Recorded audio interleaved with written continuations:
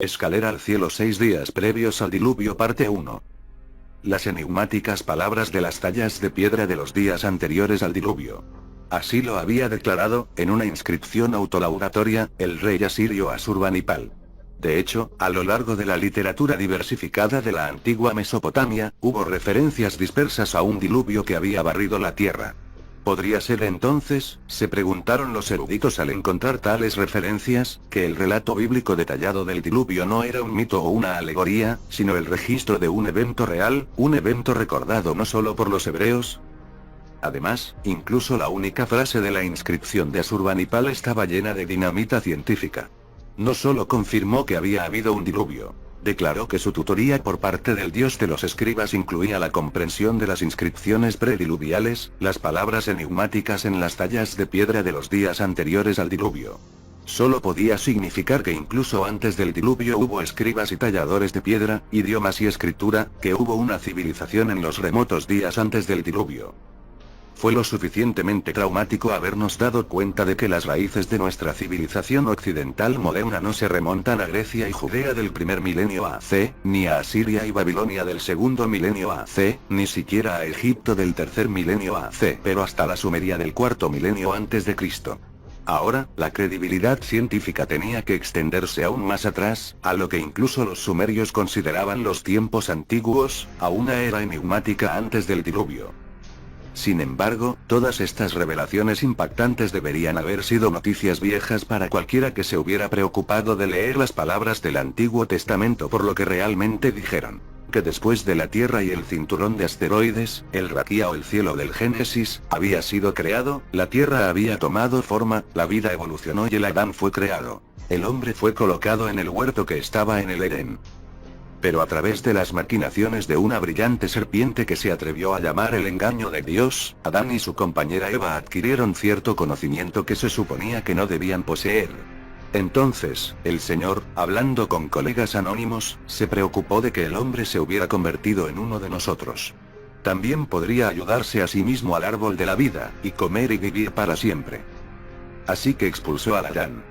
Y colocó al este del huerto del Edén los querubines y la espada llameante que gira, para vigilar el camino hacia el árbol de la vida. Así fue expulsado Adán del maravilloso huerto que el Señor había plantado en el Edén, a partir de entonces para comer las hierbas del campo y obtener su sustento con el sudor de tu rostro. Y Adán conoció a Eva, su esposa, y ella concibió y dio a luz a Caín, y volvió a dar a luz a su hermano, Abel. Y Abel era pastor de ovejas, y Caín era labrador de la tierra. La afirmación bíblica de una civilización prediluvial procede entonces a lo largo de dos líneas, comenzando con la línea de Caín. Habiendo asesinado a Abel, hay un indicio de homosexualidad como causa. Caín fue expulsado más al este, a la tierra de las migraciones. Allí su esposa le dio a luz a Enoch, un nombre que significa fundación. Y la Biblia explica que Caín estaba construyendo una ciudad cuando nació Enoc, así que llamó a la ciudad Enoc, como homónimo de su hijo Enoc.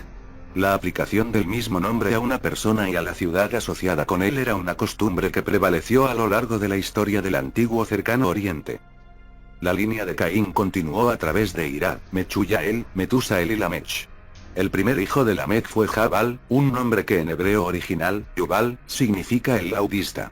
Como explica el libro del Génesis, Jabal fue el antepasado de todos los que tocan el arpa y la lira. Un segundo hijo de Caín, Tubal-Caín, podía afilar todos los cortadores de cobre y hierro. ¿Qué fue de estas personas capaces en las tierras de migración del este? Ya no se nos dice. Porque el Antiguo Testamento, considerando que el linaje de Caín estaba maldito, perdió todo interés en rastrear más sus genealogías y su destino. En cambio, el libro del Génesis, en el capítulo V, vuelve a Adán y a su tercer hijo Set. Adán, se nos dice, tenía 130 años cuando nació Set, y vivió otros 800 años para un total de 930 años. Set, quien engendró a Enos a los 105 años, vivió hasta los 912 años. Enos engendró a Cainán a los 90 y murió a los 905. Cainán vivió hasta los 910 años. Su hijo Mahalalel tenía 895 años cuando murió. Y su hijo, Jared, falleció a la edad de 962. Para todos estos patriarcas prediluviales, el libro del Génesis proporciona la información biográfica desnuda. ¿Quién era su padre, cuando nació su heredero varón y, después de dar a luz a otros hijos e hijas, cuando murieron? Pero cuando aparece el próximo patriarca, recibe un trato especial. Y vivió Jared 162 años, y engendró a Enoc. Y vivió Enoc 65 años, y engendró a Matusalén. Y caminó Enoc con el Señor, después que engendró a Matusale, 300 años. Y engendró otros hijos e hijas. Y fueron todos los días de Enoc 365 años. Y aquí viene la explicación, una explicación asombrosa, de por qué Enoch fue señalado por tanta atención y detalles biográficos. Enoch no murió. Porque Enoch había caminado con el Señor y se había ido. Porque el Señor se lo había llevado. Metusale vivió más tiempo, 969 años, y fue sucedido por Lamec. Lantech, que vivió hasta los 777 años, engendró a Noé, el héroe del diluvio. Aquí también hay una breve nota biográfico-histórica. Lamec había llamado así a su hijo, se nos informa, porque la humanidad estaba pasando en ese momento grandes sufrimientos y la tierra era estéril e improductiva. Al nombrar a su hijo Noé, respiro, Lamec expresó la esperanza de que este nos traerá un respiro de nuestras fatigas y frustraciones de la tierra que el Señor había maldecido. Y así, a través de 10 generaciones de patriarcas prediluviales bendecidos con lo que los eruditos llaman períodos de vida legendarios, la narrativa bíblica llega a los trascendentales eventos del diluvio. El diluvio se presenta en el libro del Génesis como la oportunidad que aprovechó el Señor para destruir al hombre que yo había creado de la faz de la tierra. Los autores antiguos encontraron necesario proporcionar una explicación para una decisión de tan largo alcance. Se nos dice que tenía que ver con las perversiones sexuales del hombre. Específicamente, con las relaciones sexuales entre las hijas del hombre y los hijos de los dioses. A pesar de los esfuerzos monoteístas de los compiladores y editores del libro del Génesis, que luchan por proclamar la fe en una sola deidad en un mundo que en esos días creía en muchos dioses, siguen existiendo numerosos deslices donde la narrativa bíblica habla de dioses en plural. El mismo término para deidad, cuando el Señor no es nombrado específicamente como Yahweh, no es el singular sino el plural Elohim. Cuando surge la idea de crear a Adán, la narrativa adopta el lenguaje plural. Y Elohim, igual las deidades, dijo: hagamos al hombre a nuestra imagen y semejanza. Y cuando ocurrió el incidente con el fruto del conocimiento, Elohim volvió a hablar en plural a colegas anónimos. Ahora, se desprende de 4 versículos enigmáticos de Génesis sexto que prepararon el escenario para el diluvio, que no solo había deidades en plural, sino que incluso tenían hijos, en plural. Estos hijos alteran el Señor por tener relaciones sexuales con las hijas del hombre, lo que agrava sus pecados por tener hijos o de mí, Dios es nacido de este acto sexual ilícito. Y sucedió que cuando los terrícolas comenzaron a multiplicarse sobre la tierra, y les nacieron hijas, que los hijos de los dioses vieron a las hijas de Adán, que eran buenas. Y las tomaron por mujeres, de todas las que eligieron. Y el Oletusma que más adelante. Los Nefilim estaban sobre la tierra en esos días y también después. Aquellos hijos de los dioses que cohabitaron con las hijas de Adán, y les dieron hijos. Eran los poderosos de la eternidad, la gente del Shem. Nefilim, tradicionalmente traducido como gigantes, significa literalmente aquellos que fueron arrojados sobre la tierra. Eran los hijos de los dioses, la gente del Sem, la gente de los Roquetsips. Volvemos a Sumer y al dirigir, los justos de los cohetes. Entonces, retomemos el registro sumerio donde lo dejamos, hace 450.000 años. Hace unos 450.000 años, afirman los textos sumerios, que los astronautas de Nibiru llegaron a la Tierra en busca de oro. No para joyería, sino para alguna necesidad urgente que afecta la supervivencia en el 12º planeta. El primer grupo de aterrizaje contaba con 50 astronautas. Los del cielo que están en la Tierra. Chapotearon en el mar Arábigo y se dirigieron a la cabecera del Golfo Pérsico, estableciendo allí su primera estación terrestre Eridu. Hogar en lejos del hogar. Su comandante era un brillante científico e ingeniero al que le encantaba navegar por los mares, cuya afición era la pesca. Fue llamado Ea, aquel cuya casa es el agua, y fue representado como el prototipo de acuario.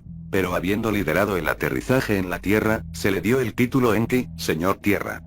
Al igual que todos los sumerios dioses, su rasgo distintivo era un casco con cuernos, Fig. 51. El plan original, al parecer, era extraer el oro de las aguas del mar. Pero el plan resultó insatisfactorio. La única alternativa era hacerlo de la manera difícil. Extraer minerales en el sureste de África, transportarlos en barco a Mesopotamia, y allí fundirlos y refinarlos. Los lingotes de oro refinados se enviaron luego a lo alto en Shuttlecraft, a una nave en órbita terrestre. Allí esperaron la llegada periódica de la nave madre, que se llevó el metal precioso de regreso a casa.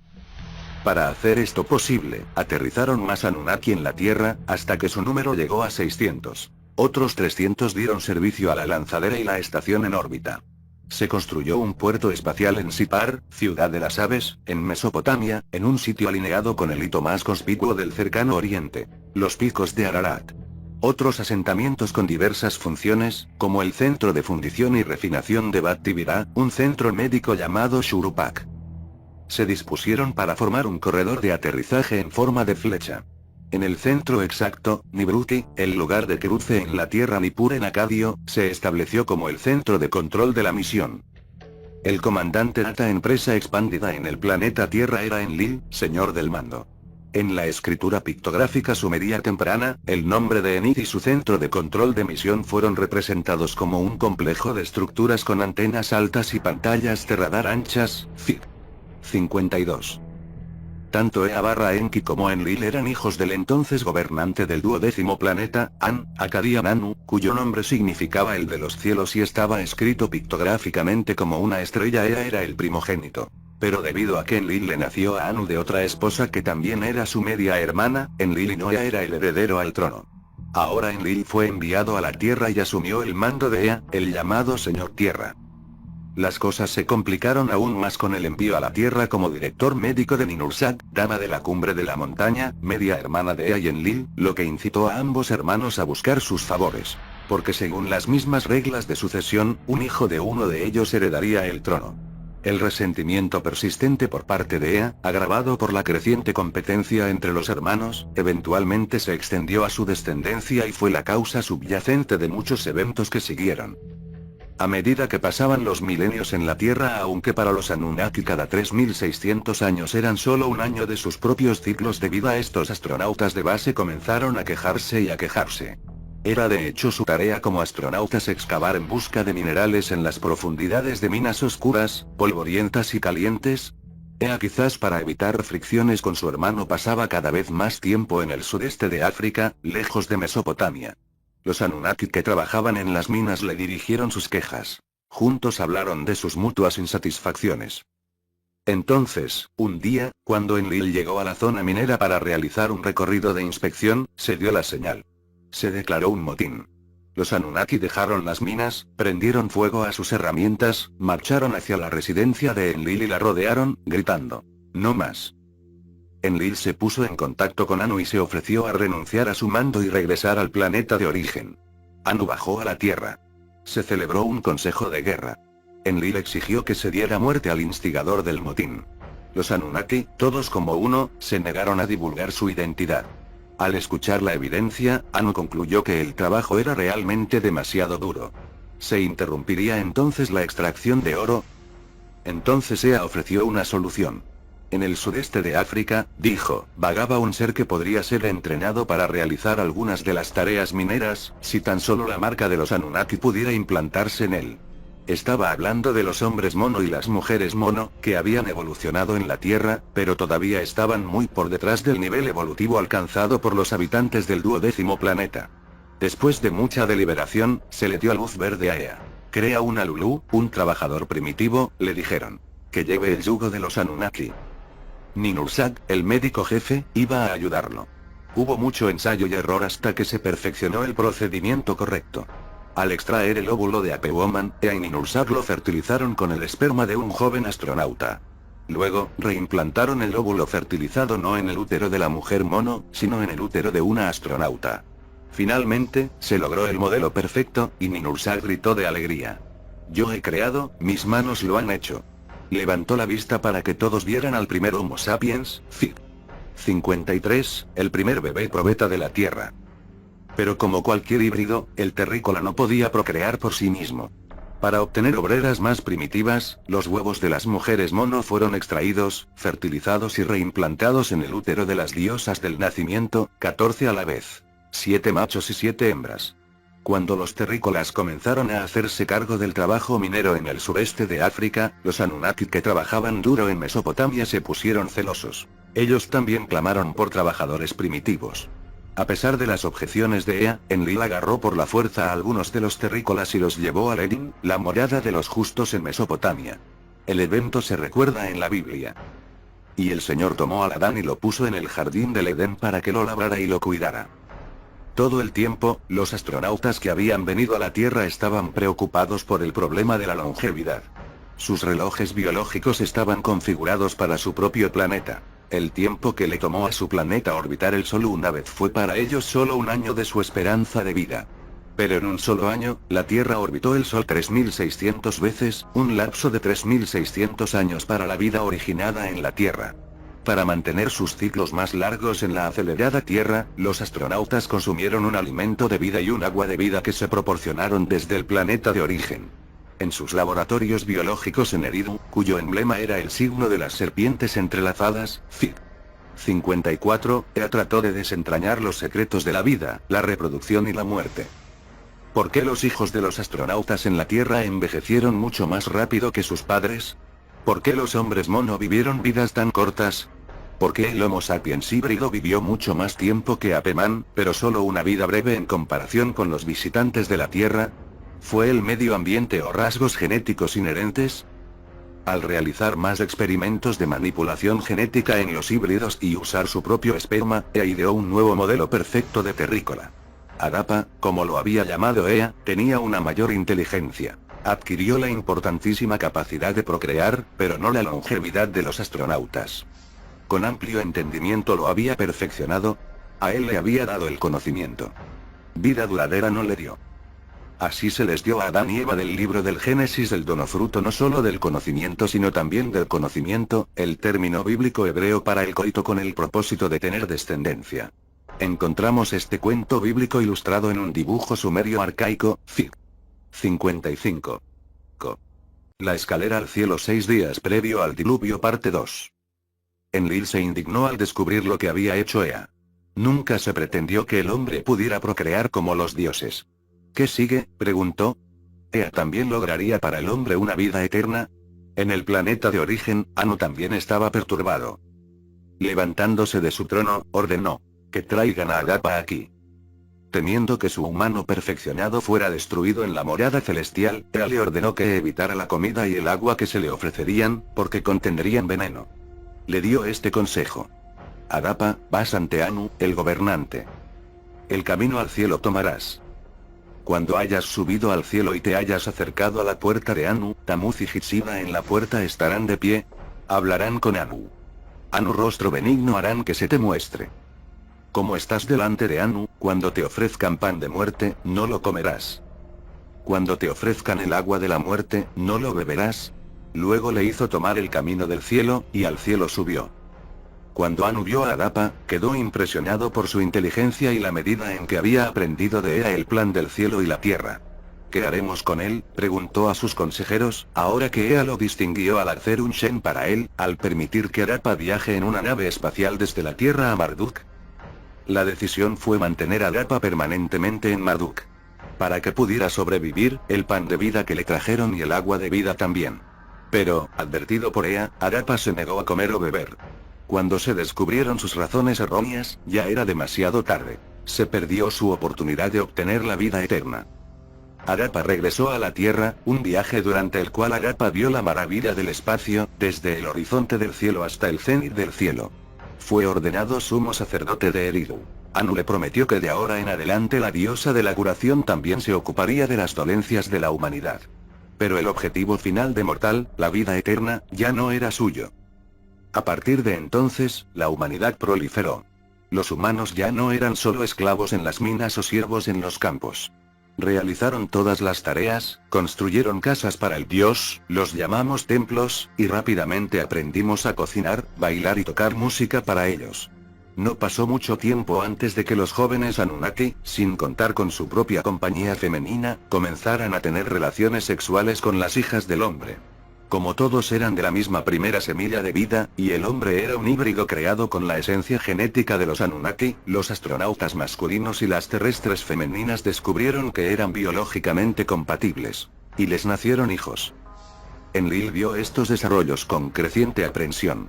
El propósito original de venir a la Tierra, el sentido de misión, la dedicación a la tarea, se disiparon y desaparecieron. La naturaleza, por así decirlo, le ofreció a Enlil la oportunidad de poner fin al deterioro de las costumbres y la ética de los Anunnaki. La Tierra estaba entrando en una nueva era de hielo y el clima agradable estaba cambiando. A medida que hacía más frío, también se secaba.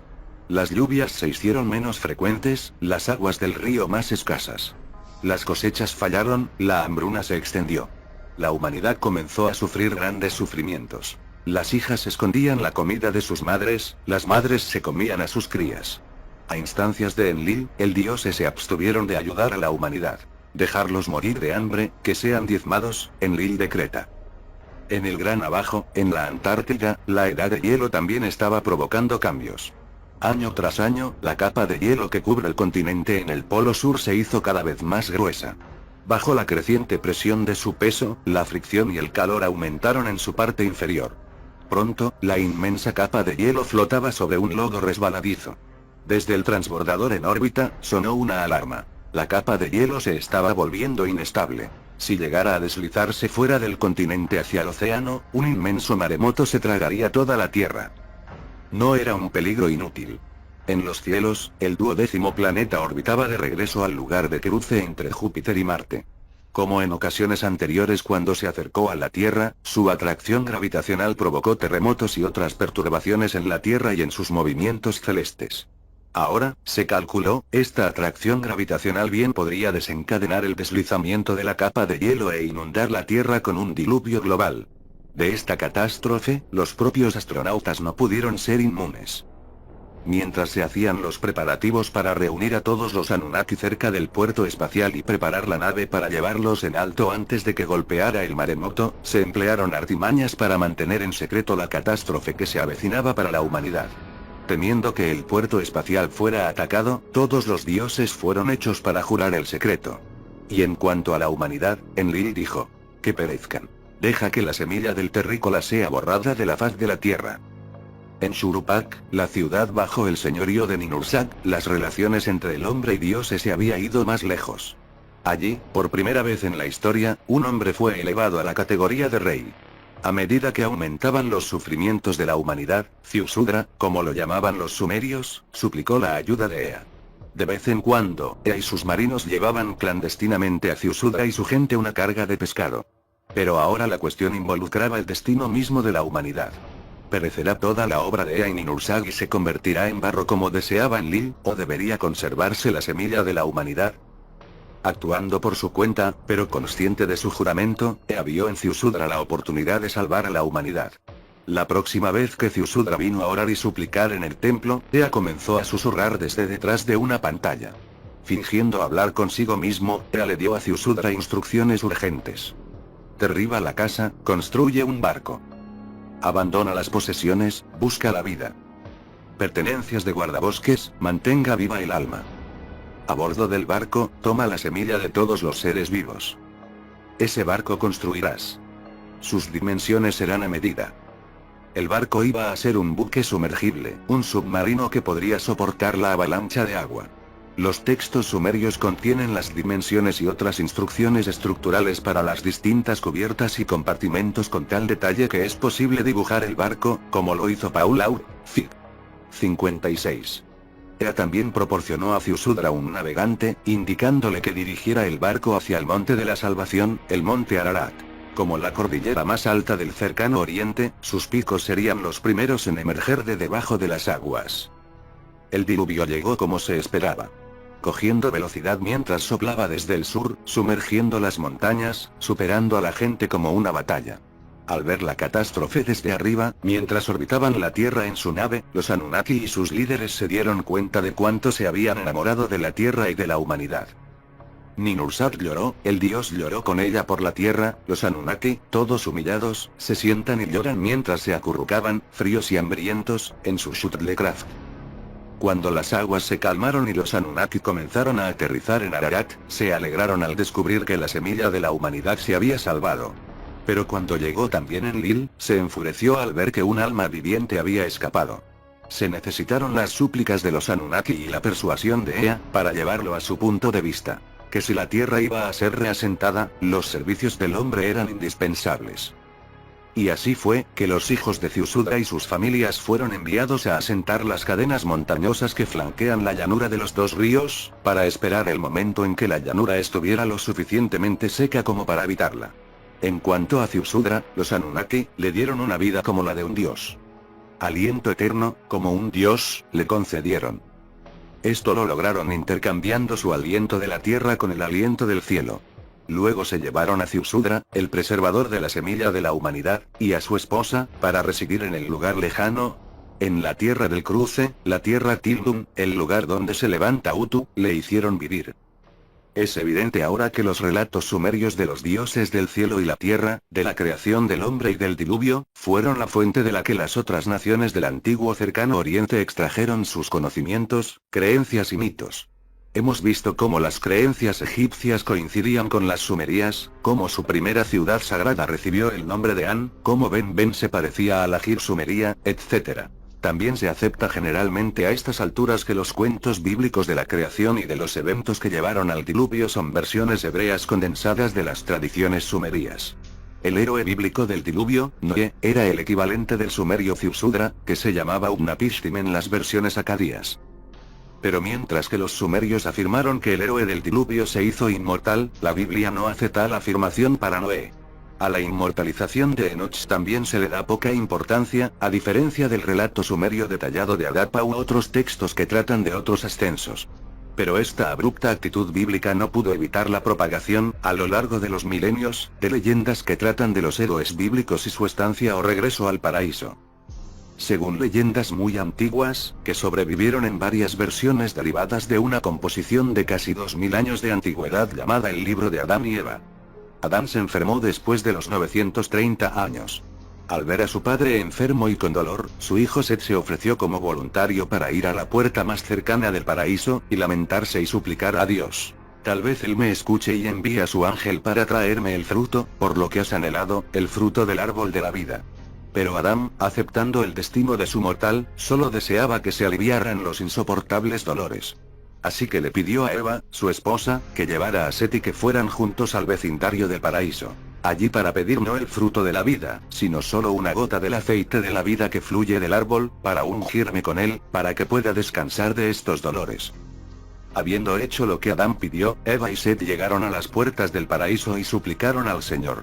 Finalmente, el ángel Miguel se les apareció, solo para anunciarles que su pedido no sería concedido. El tiempo de la vida de Adán se ha cumplido, dijo el ángel. Su muerte no debía evitarse ni posponerse. 6 días después, Adán murió. Incluso los historiadores de Alejandro crearon un vínculo directo entre sus aventuras milagrosas y Adán, el primer hombre que habitó en el paraíso, y fue una prueba de su existencia y sus poderes vivificadores. El eslabón de conexión en el caso de Alejandro fue la piedra única que emitía luz. Se dice que fue sacada del jardín del Edén por Adán y luego transmitida de generación en generación, hasta que llegó a las manos de un faraón inmortal, quien a su vez se lo dio a Alejandro. La trama de los paralelos de hecho se complica, cuando uno se da cuenta de que existe una antigua leyenda judía, según la cual la vara con la que Moisés realizó muchos milagros, incluida la separación de las aguas del lago de los juncos, fue sacada del jardín del Edén. Por Adán. Adán se lo dio a Enoch. Enoch se lo dio a su bisnieto Noah, el héroe del diluvio. Luego fue transmitida a través del linaje de Sem, hijo de Noé, de generación en generación, hasta que llegó a Abraham, el primer patriarca hebreo. El bisnieto de Abraham, José, lo llevó consigo a Egipto, donde alcanzó el rango más alto en la corte del faraón. Allí, la vara quedó entre los tesoros de los reyes egipcios. Y así llegó a manos de Moisés, quien fue criado como príncipe egipcio antes de escapar a la península del Sinaí. En una versión, el bastón estaba tallado en una sola piedra. En otro, estaba hecho de una rama del árbol de la vida, que crecía en el jardín del Edén. En estas relaciones entrelazadas, que se remontan a los tiempos más antiguos, también hubo cuentos que vinculan a Moisés con Enoc. Una leyenda judía, llamada el ascenso de Moisés, relata que cuando el Señor convocó a Moisés en el monte Sinaí y le encargó que sacara a los israelitas de Egipto, Moisés se resistió a la misión por varias razones, incluido su discurso lento y poco elocuente. Decidido a eliminar su mansedumbre, el Señor decidió mostrarle su trono y los ángeles de los cielos y sus misterios.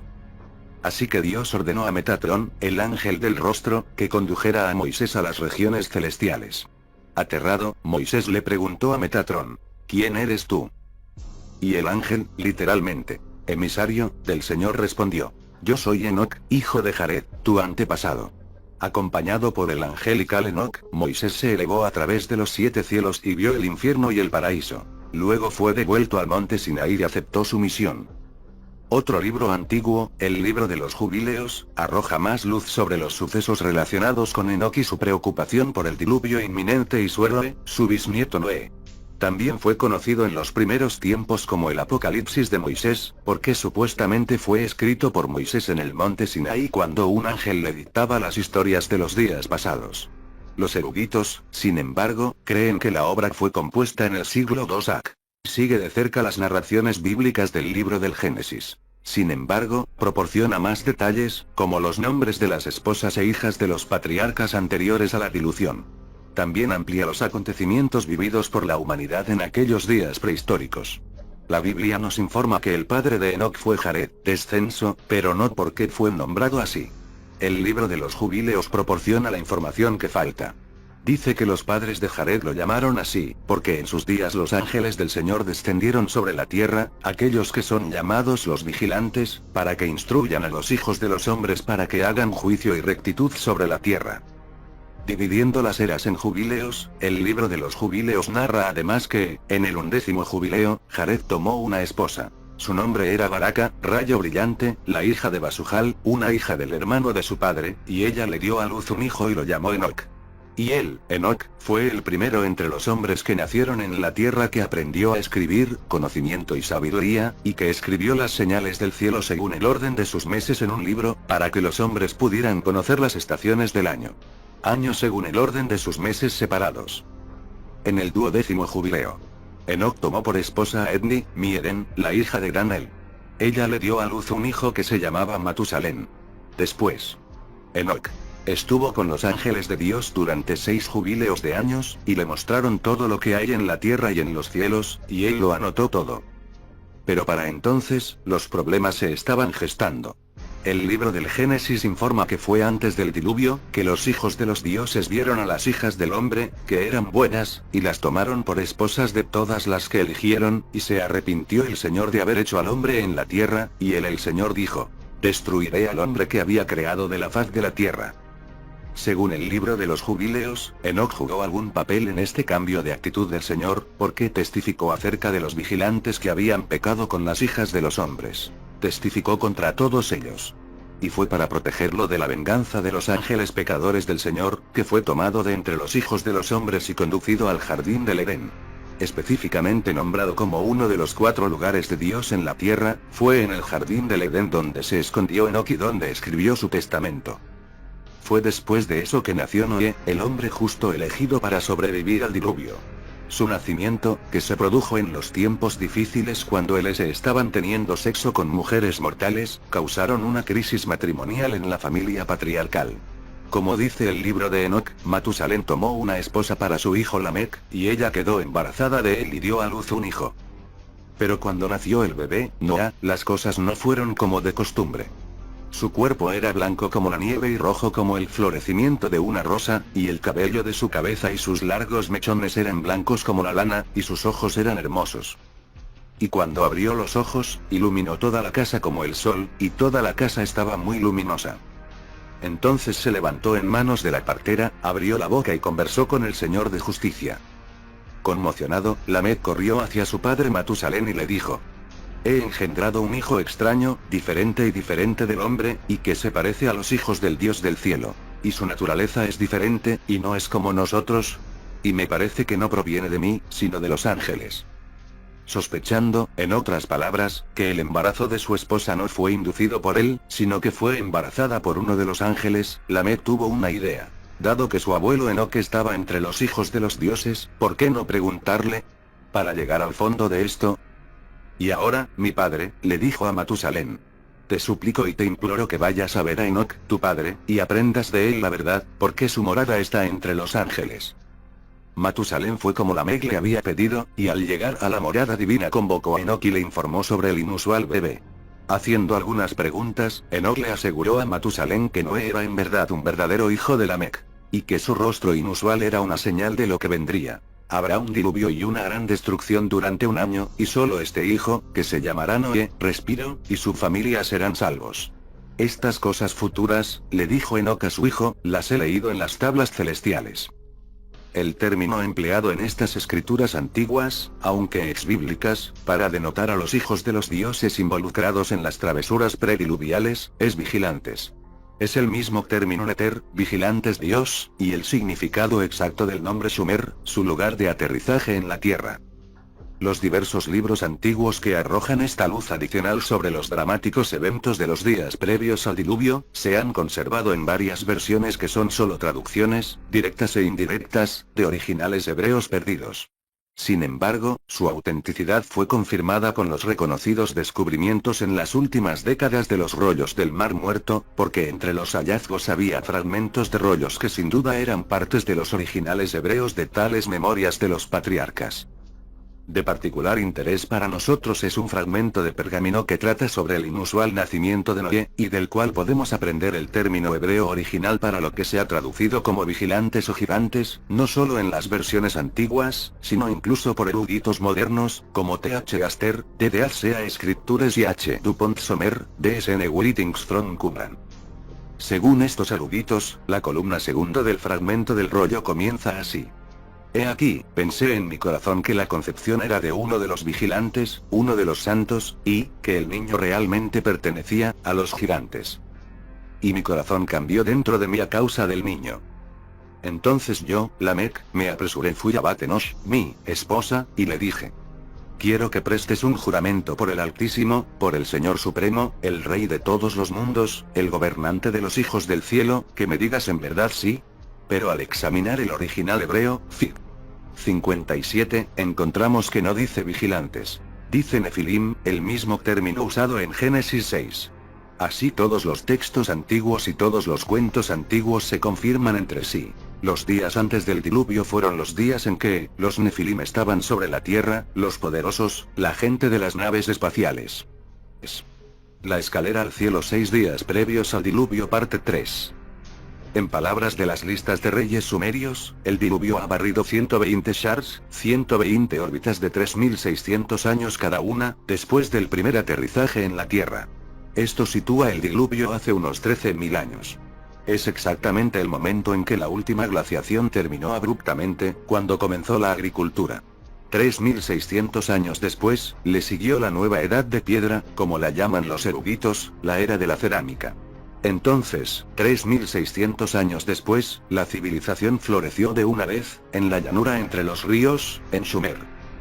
Y toda la tierra era de un solo idioma y de un solo tipo de cosas, dice el libro del Génesis.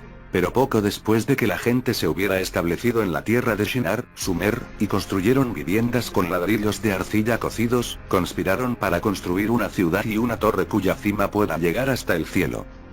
Los textos sumerios de los que se extrajo este relato bíblico aún no se han encontrado, pero encontramos alusiones al evento en varios cuentos sumerios. Lo que surge es un esfuerzo aparente por parte de Ea para alistar a la humanidad para obtener el control de las instalaciones espaciales de los Nefilim, un incidente más en la contienda entre Ea y Enlil, que para entonces se había extendido a su descendencia. Como resultado del incidente, nos dice la Biblia, el Señor y sus colegas anónimos decidieron dispersar a la humanidad y confundir sus idiomas, darle civilizaciones diversas y separadas. Las deliberaciones de los dioses en la era posterior al diluvio se mencionan en varios textos sumerios. El que se llama la epopeya de Etana dice: los grandes Anunnaki que decretaron el destino se sentaron a intercambiar sus consejos con respecto a la tierra. Quienes crearon las 4 regiones, quienes establecieron los asentamientos, quienes supervisaron la tierra, eran demasiado elevados para la humanidad. La decisión de establecer en la Tierra 4 regiones fue así unida a la decisión de instalar intermediarios, sacerdotes reyes, entre los dioses y la humanidad. Así que la realeza fue nuevamente bajada a la Tierra desde el cielo. En un esfuerzo, que resultó inútil, a fin de disminuir la pelea entre el Enlil y Ea familias, el objeto del sorteo entre el dios para determinar quién tiene el dominio sobre cuál de las regiones. Como resultado, Asia y Europa fueron asignadas a Enlil y su descendencia. A Ea, se le dio África. La primera región de la civilización fue Mesopotamia y las tierras limítrofes. Las tierras montañosas donde comenzó la agricultura y la vida sedentaria, las tierras que llegaron a conocerse como Elam, Persia, Asiria, fueron entregadas al hijo de Enlil, Ninurta, su legítimo heredero y primer guerrero. Se han encontrado algunos textos sumerios que tratan de los heroicos esfuerzos de Ninurta para represar los pasos de montaña y asegurar la supervivencia de sus sujetos humanos en los duros tiempos que siguieron al diluvio. Cuando las capas de lodo que habían cubierto la llanura entre los dos ríos se secaron lo suficiente como para permitir el reasentamiento, Sumer y las tierras que se extendían desde allí hacia el oeste hasta el Mediterráneo quedaron a cargo del hijo de Enlil, Nanar, sin Enacadio. Dios benévolo, supervisó la reconstrucción de Sumer, reconstruyó las ciudades prediluviales en sus sitios originales y estableció nuevas ciudades. Entre estos últimos estaba su capital favorita, Ur, el lugar de nacimiento de Abraham. Sus representaciones incluían el símbolo de la luna creciente, que era su contraparte celestial, Fi. 58. Al hijo menor de Enlil, Iskur, a quien los acadios llamaban Adad, se le otorgaron las tierras del noroeste, Asia Menor y las islas mediterráneas desde donde la civilización, reinado, finalmente se extendió a Grecia. Como Zeus en la Grecia posterior, Adad fue representado montando un toro y sosteniendo un rayo bifurcado. El dios ese de cielo y tierra. 1. Enlil 2. Ninurta 3. Nanar /sin 4. Iskur /Adad 5. Nergal 6. Gibil. 7. Marduk. Irnini /Ishtar como gran dama, 8, hechicera, 9, guerrera, 10, piloto, 11. Ea también dividió la segunda región, África, entre sus hijos. Se sabe que un hijo llamado Nergal dominaba las partes más meridionales de África. Un hijo llamado Gibil aprendió de su padre las artes de la minería y la metalurgia y asumió el control de las minas de oro africanas. Un tercer hijo, el favorito de Ea, recibió el nombre del planeta de origen Marduk, y Ea le enseñó todo el conocimiento de las ciencias y la astronomía. Alrededor del 2000 AC, Marduk usurpó el señorío de la tierra y fue declarado dios supremo de Babilonia y de los 4/4 de la tierra. Y, como hemos visto, un hijo cuyo nombre egipcio era Ra presidía la civilización central de esta región, la civilización del Valle del Nilo. La tercera región, como se descubrió hace solo unos 50 años, estaba en el subcontinente de la India. Allí también surgió una gran civilización en la antigüedad, unos 1000 años después de la Sumeria. Se llama la civilización del Valle del Indo, y su centro era una ciudad real desenterrada en un sitio llamado Harappa. Su gente rindió homenaje no a un dios sino a una diosa, representándola en figurillas de arcilla como una mujer seductora, adornada con collares, sus pechos realzados por correas que cruzaban su cuerpo. Debido a que el guión de la civilización del Indo aún no se ha descifrado, nadie sabe cómo llamaban los Harappa a su diosa, o quién era exactamente. Sin embargo, nuestra conclusión es que era la hija de Sin, a quien los sumerios llamaban Irnin-Yinana, la dama fuerte y dulce, y los acadios la llamaban Ishtar. Los textos sumerios hablan de su dominio en una tierra lejana llamada Arata, una tierra de cultivos de cereales y graneros como lo era Harappa, a donde realizaba viajes aéreos, vestida de piloto. Necesitaba un puerto espacial que la cuarta región fue reservada por los grandes Anunnaki, una región no para la humanidad, sino para su propio uso exclusivo. Todas sus instalaciones espaciales desde el momento en que aterrizaron en la Tierra el puerto espacial de Sipar, el centro de control de la misión en Nippur fueron destruidas por el diluvio. La llanura mesopotámica de baja altitud estuvo todavía demasiado fangosa durante milenios para permitir la reconstrucción allí de estas instalaciones vitales. Otro lugar más elevado pero adecuado, aislado pero accesible tenía que ser encontrado para el puerto espacial y sus instalaciones auxiliares. Iba a ser una zona sagrada, un área restringida, accesible solo con permiso. Se llamaba en sumerio Tildum, literalmente, tierra de los misiles. A cargo de este puerto espacial postdiluvial pusieron al hijo de Sin, y por lo tanto a un nieto de Enlil, un hermano de Irnin-Ishtar. Su nombre era Utu, el amarillo, Shamash brillante en acadio. Fue él quien llevó a cabo hábilmente la operación Diluvio. La evacuación de Sipar. Era el jefe de los Spacemen basados en la Tierra, los Eagles. Y vestía con orgullo su uniforme de águila en ocasiones formales, Cid. 59. En los días previos al diluvio, según las tradiciones, algunos mortales elegidos habían sido llevados desde el puerto espacial. Adapa, que perdió su oportunidad. En Meduranki, a quien el dios Shamash y Adad son transportados a la morada celestial, que se inició en los secretos sacerdotales, y luego regresó a la tierra. Luego estaba Ziusudra, sus días de vida prolongados, héroe del diluvio, que fue llevado con su esposa de vivir en Tilmun. En tiempos postdiluviales, los registros sumerios declararon: Etana, uno de los primeros gobernantes de Kish, fue llevado en un Shem a la morada de los dioses, donde se le concedió la planta del rejuvenecimiento y el día del nacimiento, pero estaba demasiado asustado para completar el viaje. El faraón Totmes III afirmó en sus inscripciones que el dios Ra lo había llevado en alto, le había dado un recorrido por los cielos y lo había devuelto a la tierra. Me abrió las puertas del cielo, me abrió los portales de su horizonte. Volé hacia el cielo como un halcón divino, para que pudiera ver sus caminos misteriosos en el cielo. Fui lleno del entendimiento de los dioses. En los últimos recuerdos de la humanidad, el Sem fue apreciado como un obelisco, y la nave espacial saludada por águilas dio paso a un árbol de la vida sagrado, Cid. 60. Pero en Sumer, donde los dioses eran una realidad presente como en Egipto cuando habían reinado los primeros faraones Tildum, la tierra de los misiles, era un lugar real. Un lugar donde el hombre podía encontrar la inmortalidad. Y allí, en Sumer, registraron la historia de un hombre que, sin ser invitado por los dioses, se dispuso a revertir su destino de todos modos.